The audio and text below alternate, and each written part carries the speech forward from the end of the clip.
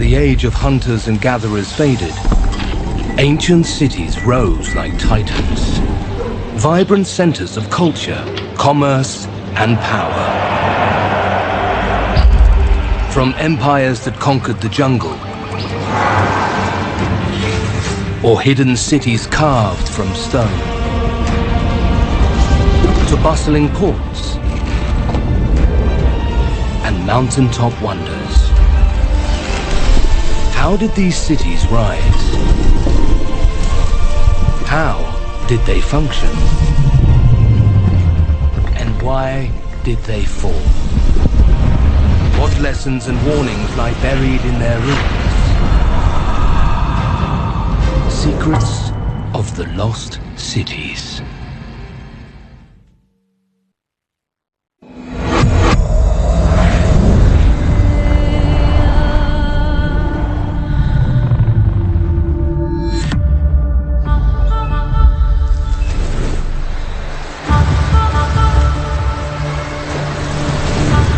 Ancient Angkor. A vast network of temples, palaces, and engineered waterways. It was the largest pre-industrial city in history. Capital of the Khmer Empire that dominated Cambodia, Laos, Thailand, and Vietnam for over 500 years. Angkor covered 1,000 square kilometers. An ancient city teeming with almost 1 million people.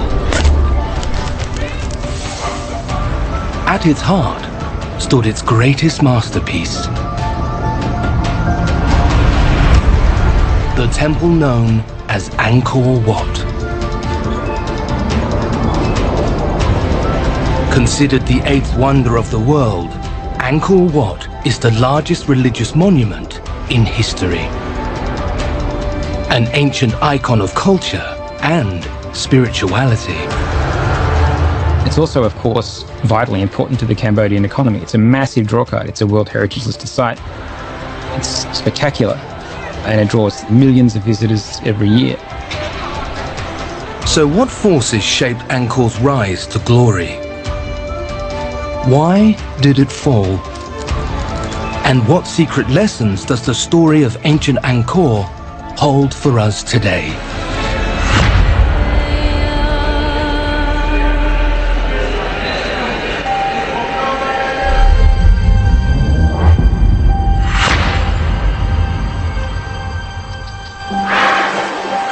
Around 802 AD, the Khmer Empire emerged from a time of plenty, when trade was strong.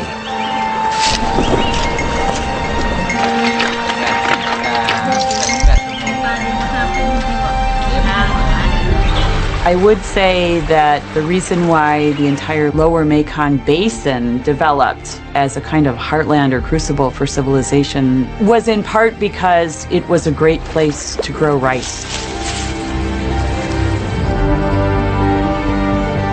Angkor was built in the middle of a floodplain, and this is really important because one of the main elements of the economy was rice agriculture. There's the Tonle Sap and the Tonle Sap Lake, which is the largest freshwater lake in Southeast Asia, and every year the river actually reverses its flow so that the Tonle Sap Lake swells in size and then retreats, and that retreat is perfect for retreat rice agriculture. Massive rice surpluses allowed the Khmer to trade, form alliances, and build their wealth. Critical factors in the birth of an empire. It was always a place where people could have enough surplus food that they could allow other parts of the civilization to flourish.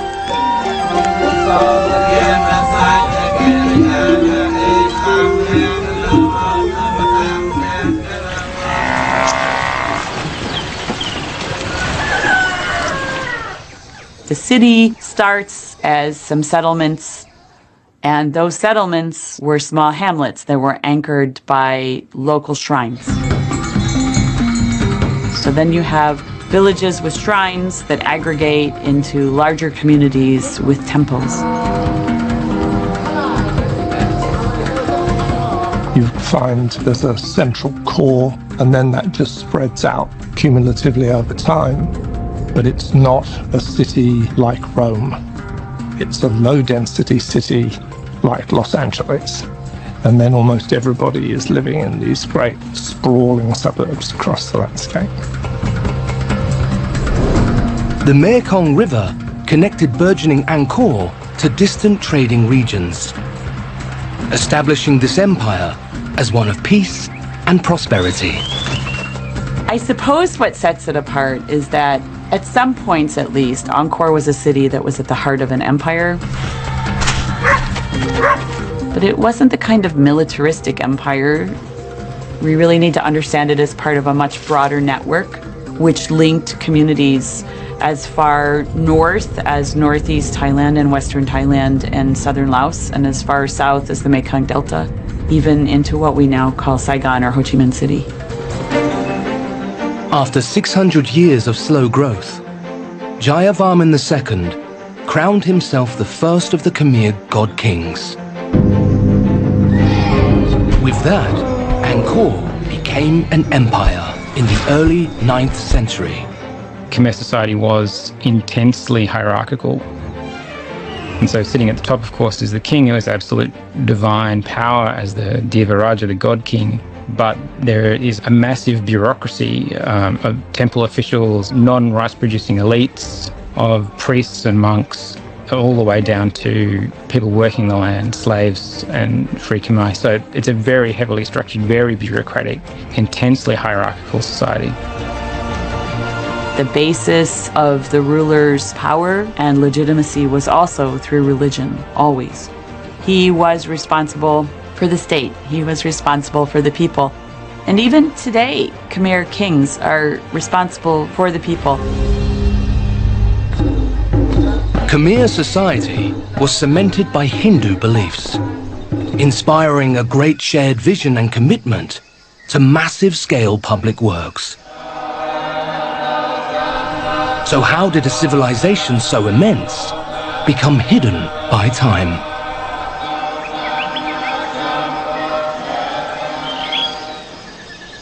For centuries, Angkor's true scale lay buried beneath dense forest, beyond the reach of early satellites.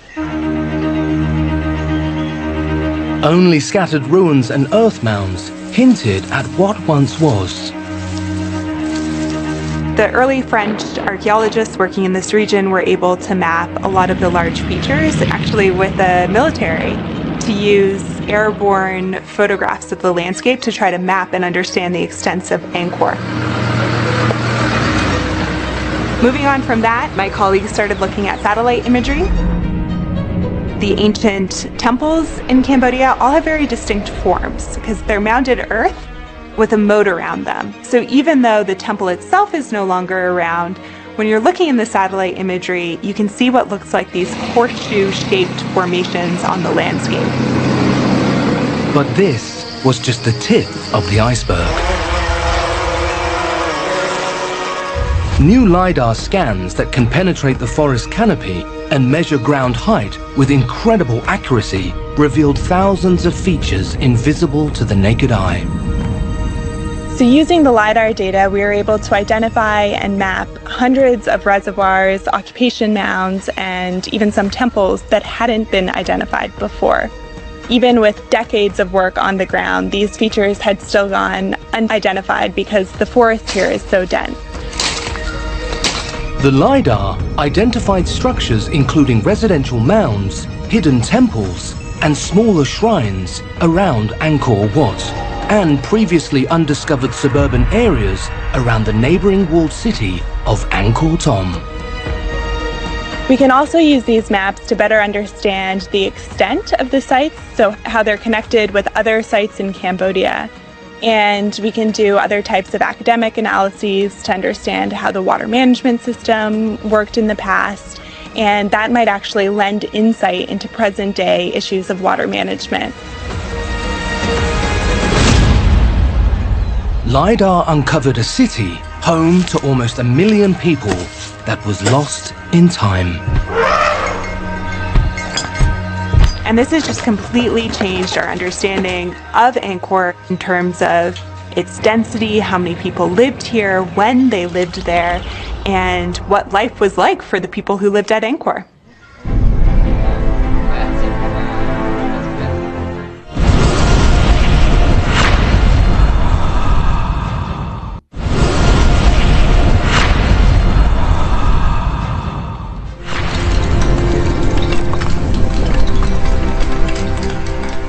Angkor is incredibly large. It is an area of about 1,000 square kilometers. If there were only 1 or 2 temples at Angkor, it would still be amazing. While more than 1,000 temples dotted the vast Angkorian landscape, one single monument stood at its heart. The Temple of Angkor Wat.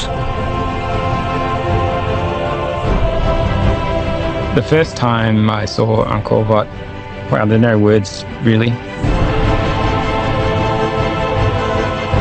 I think it's the scale of the thing. It's massive and yet doesn't seem heavy. I think that's the magic of Angkor Wat. Angkor Wat, which translates as City Temple, is the world's largest religious structure. Commissioned by King Suryavarman II around 1110 AD, Angkor Wat was dedicated to the god Vishnu and designed to mirror Hindu cosmology. For a ruler to build a temple required him to replicate the cosmos.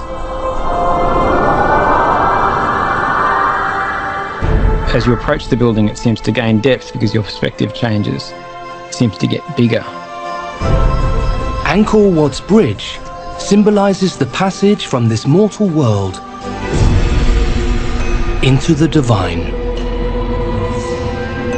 The temple's layout mirrors the mythological concept of Mount Meru, the home of the Hindu gods.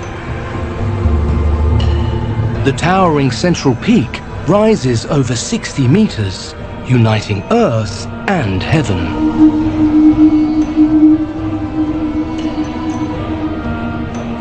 Surrounded by 4 towers symbolizing Meru's smaller peaks.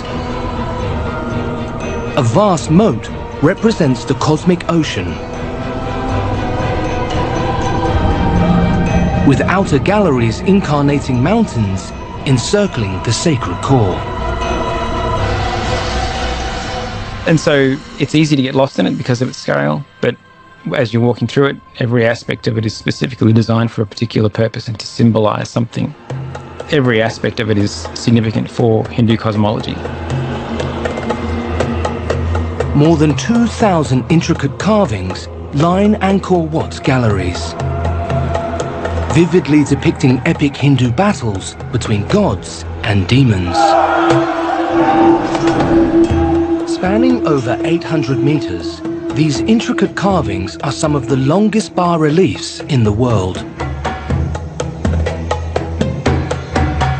How did Khmer builders craft Angkor Wat to stand for centuries? Massive sandstone blocks were meticulously grooved to fit together without the need for mortar. A great deal of work has been done on the sandstone itself to try to understand how they would move these 4-ton blocks. Experts once thought Angkor's sandstone had been transported by road. Archaeologists then discovered an ancient network of canals linking the city directly to distant quarries. The rock, which is moved from quarries 30 to 40 kilometers away, probably comes down canals from east to west into Angkor, one of which comes straight up to Angkor Wat. There's even some evidence to suggest that the stones were carved into the correct shape at the quarry. So you can just imagine the level of coordination that was needed to carve the stones into the correct shape, not even at the building site itself, but at a different location. Once the blocks reached the construction site in Angkor Wat, it's thought workers used wooden rollers to move the stones up to the temple mound.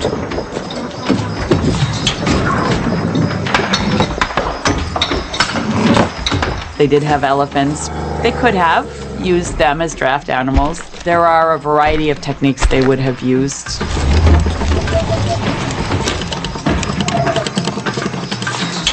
One of the very interesting aspects of Khmer technology when it comes to building is that they relied so extensively on this laterite material.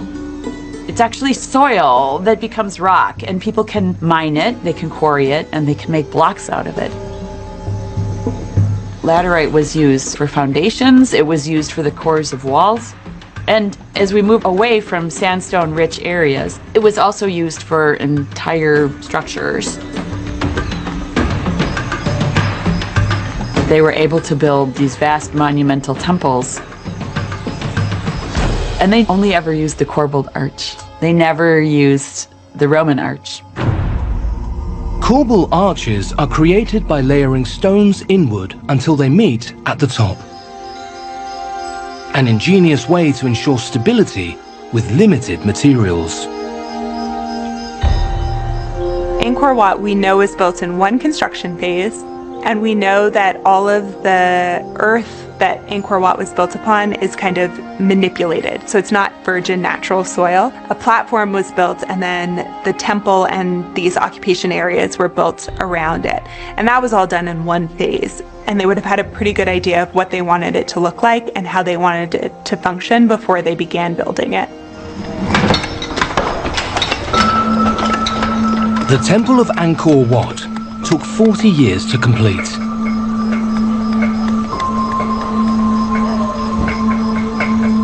A stunning testament to the toil of its laborers, the skill of the Khmer artisans, and the vision of the God King. It has no parallel in the Khmer world. It's certainly one of the most extraordinary buildings ever constructed by human beings.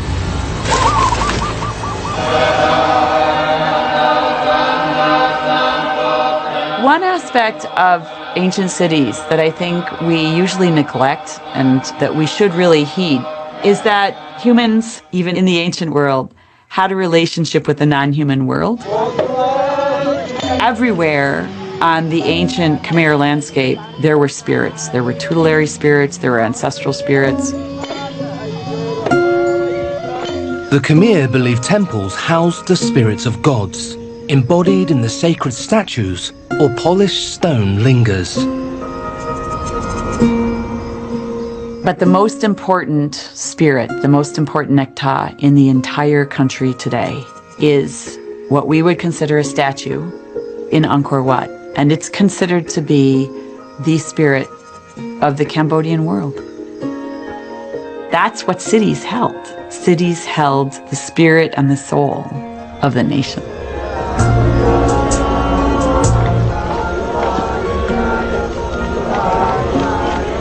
Maintaining the Temple of Angkor Wat required a small city of people. There is a whole establishment, villages and so on, which are all required to maintain that temple and to maintain its priests and to maintain its rituals. You need an empire to maintain a building like that. The Temple of Angkor Wat did not house royalty, only the lay people that worked there. With modest dwellings for 4,000 priests, dancers, servants and officials, and a surrounding support population of up to 125,000 people. We know from inscriptional data that these temples required a huge number of people to keep them running, and that there were these amazing different jobs that people would have, from being in an orchestra to being a religious specialist to being a dancer to being an umbrella holder. The way that the Angkorians depict themselves on bas-reliefs, they seem to have a lot of depictions of, people dancing or people worshiping. It really does seem like this was an important part of life at Angkor.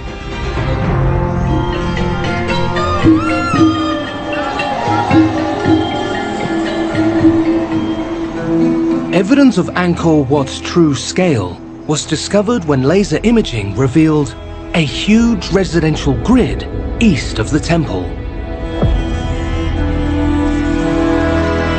When we saw the first digital elevation maps of Angkor Wat, there was the grid. It was beautiful. It created a map for us and we were very happy. But we looked at it and it turned out that that same grid continued beyond the walls of Angkor Wat in a very regular way. And it was fascinating because we didn't know how old it was. It seemed like it might have preceded the temples. But no one had ever seen that grid.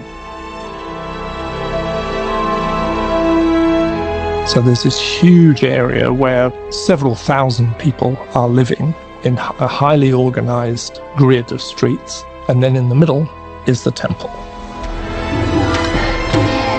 It's all part of a network.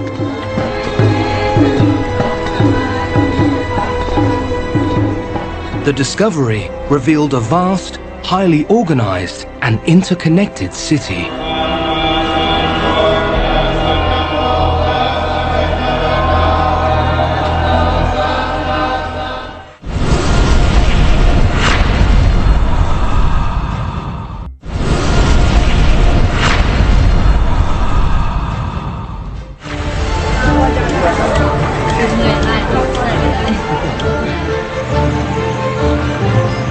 One of the really unique things about Angkor is how extensive the water management system is. This was absolutely huge, a massive investment over hundreds of years. They rerouted rivers. This was a huge production in order to create the infrastructure that they have.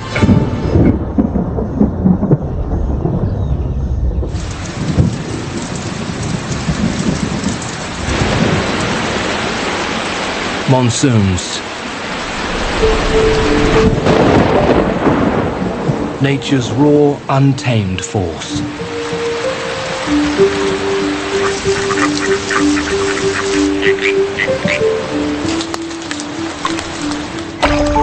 By harnessing the region's monsoonal climate of wet and dry seasons, Khmer engineers designed Angkor with an ingenious water network way ahead of its time. Angkor specifically had two very large settling ponds to the southwest and the southeast of the main temple complex. This makes total sense in an area that is humid. So you suddenly have reservoirs that are containing water during flood time, but also has available water during low water seasons. These west and east reservoirs, known as barrays, were some of the largest reservoirs in the ancient world. They're above ground water reservoirs that were man-made over 1,000 years ago. They're like 16 square kilometers, these things. They're just gigantic. There were channels that were built to lead the water into these holding reservoirs, and then also channels that were built across the landscape to distribute that water. During the wet season, the Khmer channeled floodwaters from Tonle Sap Lake via a sophisticated network of canals and moats into Angkor Wat's barrays, where it was stored for use during the dry season. It's not going to evaporate as quickly because the air is so humid. And what happens is the water just stays there. And so it makes sense. Reservoirs are the brilliant solution and relatively simple. If you plan from the beginning that you need a reservoir and plan the temple layouts with living spaces as a function of that drainage and reservoir, you're done.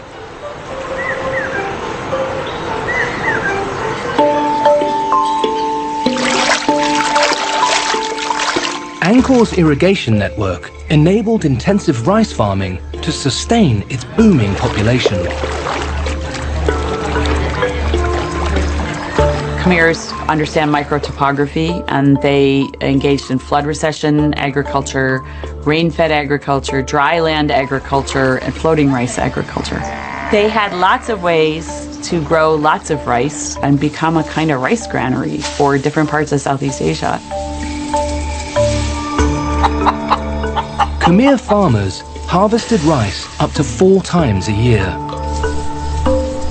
double the yield of most Southeast Asian civilizations. If you control that supply of rice, it's like controlling gold in the bank, because you can manage and distribute and supply with that wealth. At the empire's peak, Khmer farmers planted over 50 million fields of rice. Many canals built at Angkor remain in use today, and rice farming in Cambodia echoes the skills of their ancient ancestors.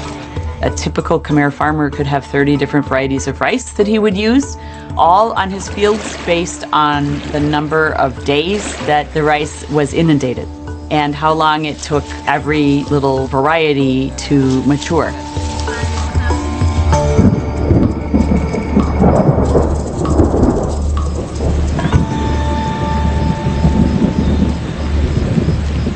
The monsoon was so vital to the Khmer, it had a sacred status. The riverbed up in the mountains has dozens or hundreds of ritual images carved into the riverbed. They're called lingam and yoni, so that the water as it flows down from the mountains into the Angkor plain gets consecrated by the gods. Blessed with abundant water and food, Angkor graduated from a subsistence economy to a circular one, with the god king reinvesting wealth into his people's well-being. So Jayavarman VII is credited with creating over 100 hospitals that operated free of charge to the population. And we even have inscriptions from him saying, you know, when my people hurt, so too do I. This is propaganda, of course, but it would have improved the quality of life for the people living at Angkor. Jayavarman VII established 102 hospitals across the empire, with roads and rest houses linking the capital to the provinces. One of the earliest state-sponsored healthcare systems known to history.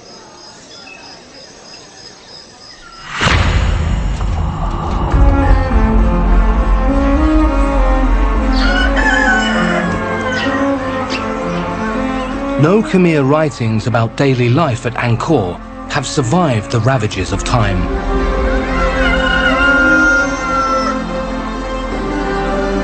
But the records of Zhou Deguan, a Chinese customs official who visited in the late 13th century, provide an intimate account of life in the ancient city. He spent something like a year in Angkor, and he reported on what he saw. From the king down, the men and women all wear their hair wound up in a knot and go naked to the waist, wrapped only in a cloth. When they are out and about, they wind a larger piece of cloth over the small one. He described daily life. He described how multiple houses would live around a house pond, which makes sense to us. That's what we excavate. That's what we see in LiDAR. There are city blocks that are north-south, evenly distributed, and each block has exactly 6 houses and 6 ponds. So you can see that this was very clearly organized in a top-down manner from the beginning.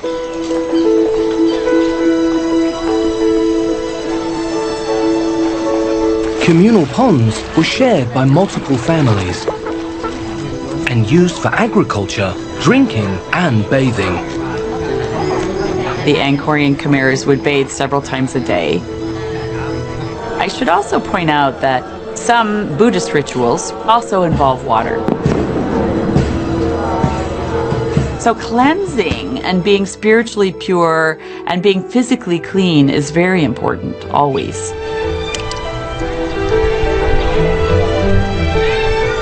With thousands using ponds for daily bathing, water quality became a major challenge.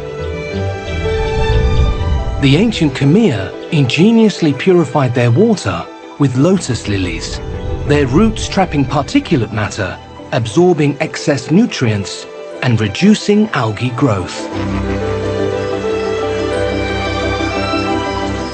Today, aquatic plants like water hyacinths and lotus lilies are still employed in wastewater treatment facilities to naturally filter and purify water.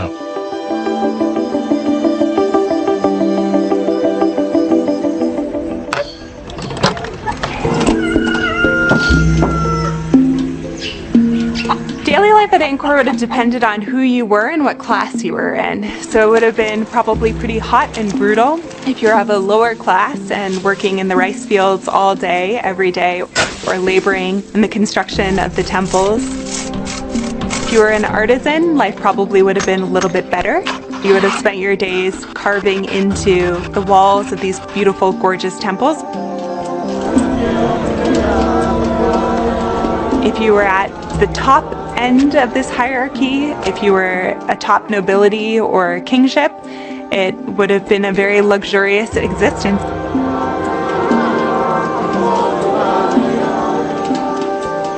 In Angkor, class defines your job and your home. What we can say, I think, with a fair amount of confidence is that people in Angkor would build their houses on piles or stilts, so they would be elevated because of the incredibly wet climate. And so poor people would have smaller houses, and they would have roofs made of thatch, whereas richer people would have larger houses, and they would have roofs made out of ceramic tiles. I think what we can see from our archaeological data is that a lot of people's daily activities were centered on food, which is not surprising. And then as far as how the rest of your day is being spent, I think that varied a lot across the Angkorian population. So in some of our excavations, it seems like we are finding examples of cotton remains. Some people might have been spinning or weaving or working on textile production in some of their households. We definitely have evidence for people making ceramics. And then certainly a huge swath of the population were farmers, and so they would be going out to their fields and kind of working on an agricultural cycle as well too.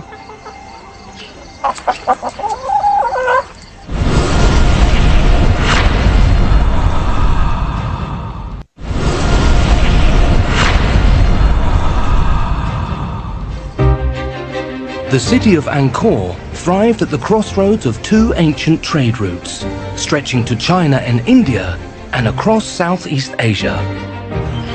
The Mekong River supported a bustling trade in rice and fish with neighboring states, delivering rare and exotic trade goods in return. The Angkorians didn't have a currency, and so I'm sure people were just trading for rice or sometimes for textiles to get the goods that they needed.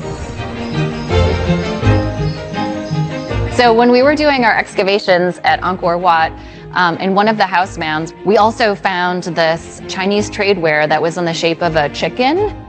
You could see the little head and the little tail, and then in the beak was this hole.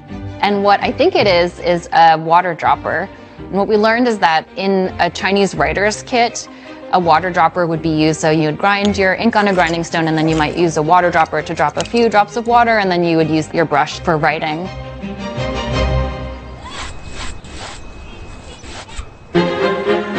Industrial scale production of stoneware, ceramics and ironwork was directed by the Khmer state, with artisans operating out of decentralized workshops. These wares were only distributed inside Khmer territory and likely traded in bustling central markets. One of the most valuable insights recorded in Zhou Deguan's journals was that Angkorian women had a major role in daily business.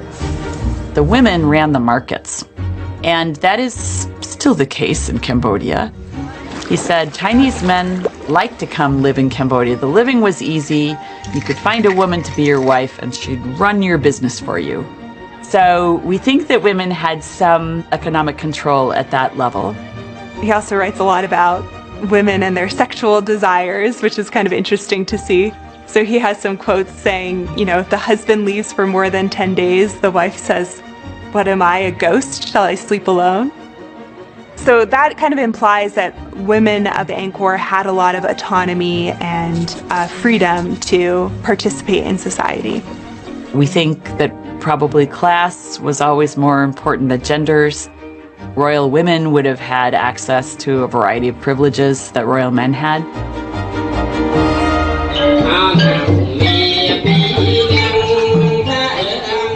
was an advanced and thriving society. Festivals, processions, shadow puppet performances, and rituals filled Angkorian daily life, binding its citizens together. One of the very unique forms of art were the Apsara dancers. We have inscriptions from some temples that describe thousands of Apsara dancers that would have been based at a given temple at any given period. The Apsara dance is a classical Khmer art form, symbolizing femininity and deep Hindu spirituality. The art form itself is absolutely beautiful. A lot of the dances represent different myths and different stories from the Angkorian world, and then also other ideas of fertility and agriculture.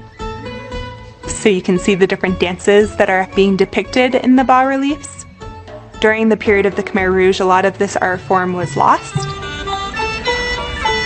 But since then, the country of Cambodia has really been working to reinvest in their traditional art forms.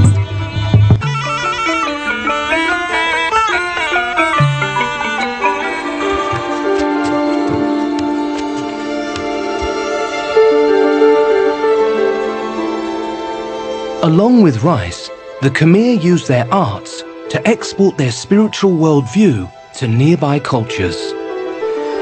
Everywhere that you see cities, they are not just sitting by themselves. Every city is growing up in a network of other cities where people are moving around, ideas are moving around, goods are moving around. And so that sense of trade, engagement, but also awareness of what's happening in other cities and what the popular plays were, what the popular poems were, what the religious traditions were, are also things that we can see in ancient cities. And so that really is the blueprint for the ways that we engage with other cities today.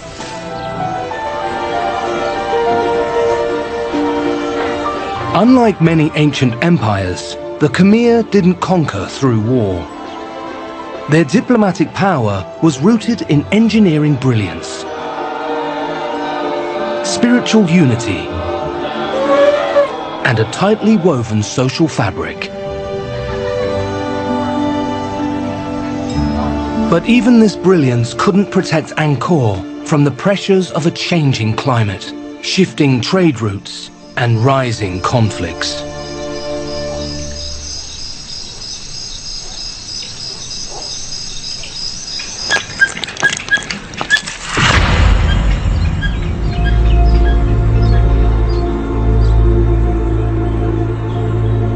So the amount of conflict varies among different time periods. Some have argued that the Angkorian world or the Khmer Empire was so large that the largest enemy they had was themselves. Scholars have long debated Angkor's fall. Early accounts point to an attack from Thailand's Ayutthaya kingdom.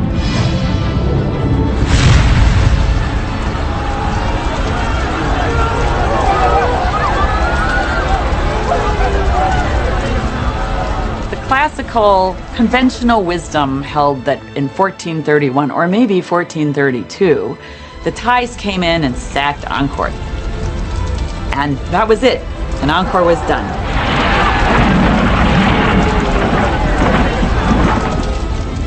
That's the story the Thais give anyway.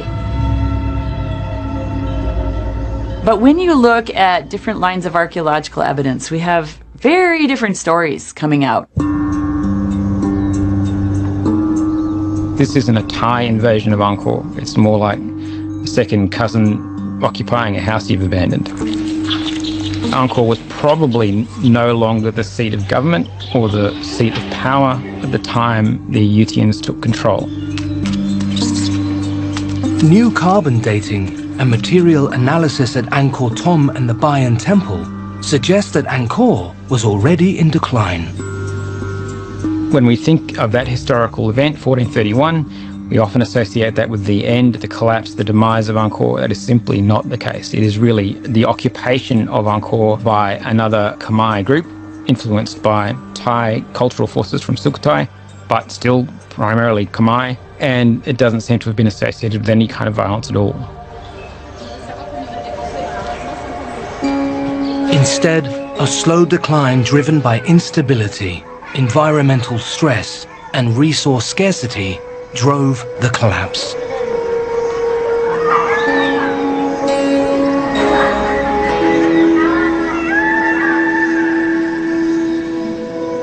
So you can't talk about a complete collapse. What you find is this period of decline and reorganization. Angkor was never forgotten, and people lived there. And there was a kind of resurgence in the 1600s when Khmer King came up and actually had the last gallery decorated in Angkor Wat. Though Ayutthaya's occupation dealt a symbolic blow, Angkor had already been struck by a perfect storm of change.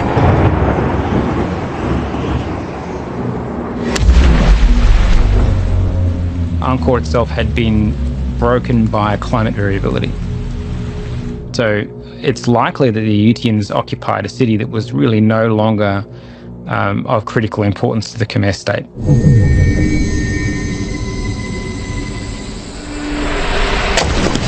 New evidence suggests that prolonged droughts gripped the region in the 1300s, followed by intense monsoons. The city's reservoirs silted up and its canals cracked. Without stable irrigation, famine and instability set in. The last days of Angkor were a slow and complex unraveling of an ecological masterpiece. So we know that during the final periods of Angkor, there was an overextension of the agricultural land, there was vast deforestation, which would have led to erosion and flooding. So some of these issues that we think may have led to the decline of Angkor are issues that are being faced today.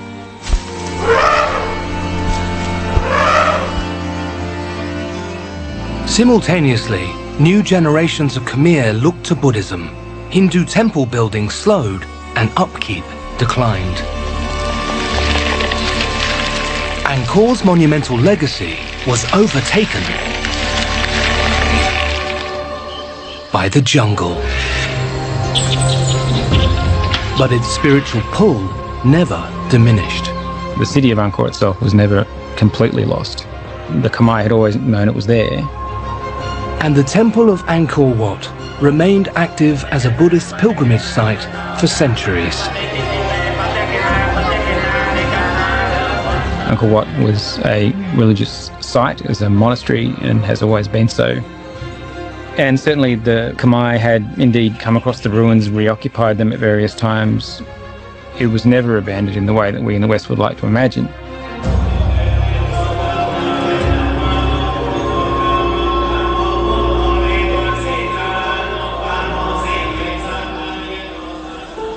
I think when we look at Angkor, we need to think about it as an example of sustainability. We often think about these archaeological sites in terms of their decline, and we forget that it actually prospered for 900 years before that. So by focusing on what was done successfully during that time period, I think we can learn a lot of lessons that are very applicable to contemporary societies and some of the problems that we face today.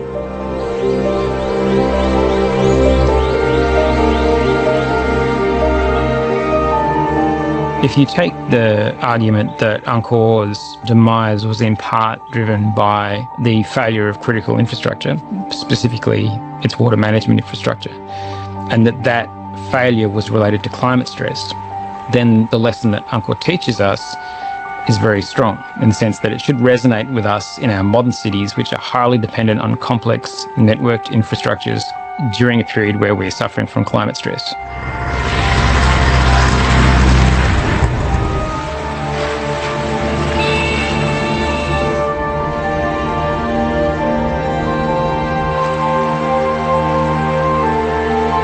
The Khmer Empire's ingenious urban planning and water management was the result of centuries of stability. But when the world changed, the Khmer could not adapt. So I think human agency is really critical to all of this. For cities to be resilient, people have to agree to work collectively, to try new strategies. Urban ecology matters, and every city is placed in a particular setting. We need to be sensitive to the ecological characteristics of the setting, and we need to respect them, because ignoring those ecological aspects puts us at risk. Angkor was once the largest city on Earth, a beacon of power, innovation, and cultural brilliance. But even greatness couldn't guarantee survival. The more we examine its ancient secrets, the closer we might come to understanding our own future.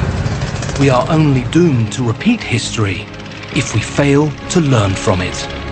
What Angkor represents to us is a historical example of brittle, vulnerable, critical infrastructure failing as a result of climate stress. That's a warning we should all be heeding.